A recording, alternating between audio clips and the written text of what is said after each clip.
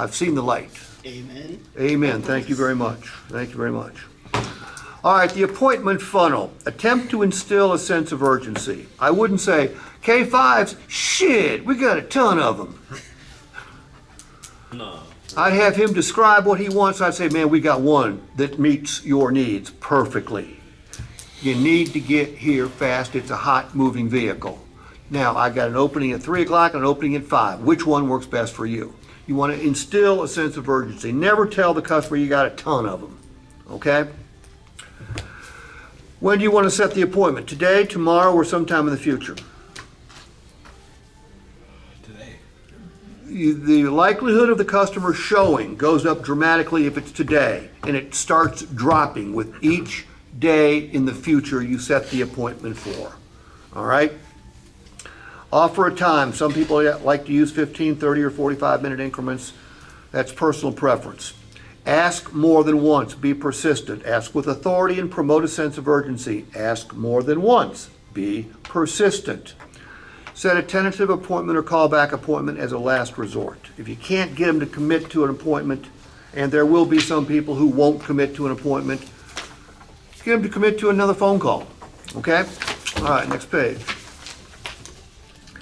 Average show rates for appointments is 50%. You can increase that by 20% by setting an exact day and time. You can also increase the show rate by making a confirmation call. Who confirms your appointments? Do your management team do it, or do you guys do it? I do it myself. We all do it. Management. So- confirm. I do it the day of too. Okay, Shit good. coming in still. All right, so you guys are responsible for the confirmation calls? Yes. Everyone is pretty much. And management does it as well? They have to do it. That's the best way to do it. Okay, good. All right, closing the call. Make sure the caller knows who you are, and just as importantly, how to reach you. Don't make it hard for the customer to get a hold of you. Give them your cell phone number. Immediately after you close the call, send an email, a video, or text with your direct information. An appointment confirmation and directions if necessary. I can't imagine directions would be necessary. A video follow-up is a stronger response.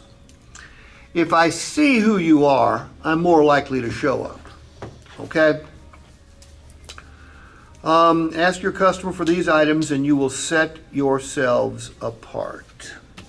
If the customer has a trade, if you say these things to that customer, you will get more appointments. If you say, Chris, you've got a trade? Yeah. I'm going to give you 2 bits of advice that'll help you get more for your trade, okay? Number 1, bring all the key fobs you can. All right, the more key fobs you bring, the more valuable your vehicle. And number 2, bring the paperwork from your previous purchase. I'm asking you for that because here's what we'll do for you. We'll go through your paperwork looking for coverages you have in place that will increase the value of your trade. We'll also look for coverages that, based on the laws in the state of Texas, we may be able to get you a refund.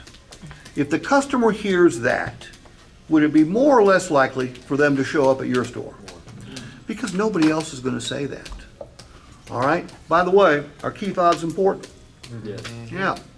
The paperwork from the previous purchase. Is there a chance there might be something in there that might increase the value of the trade? Yeah. Yeah. And there might be something in there that we can get them a refund. Because in Texas, if there's unused term and miles, isn't the customer due a refund? Mm-hmm. Yeah. Customers don't know that. So suddenly you're in a position where you're helping the customer get more for their trade and find them some money. They will like you more than any other son of a bitch they've talked to on the phone. All right, so that's page 9 and 10.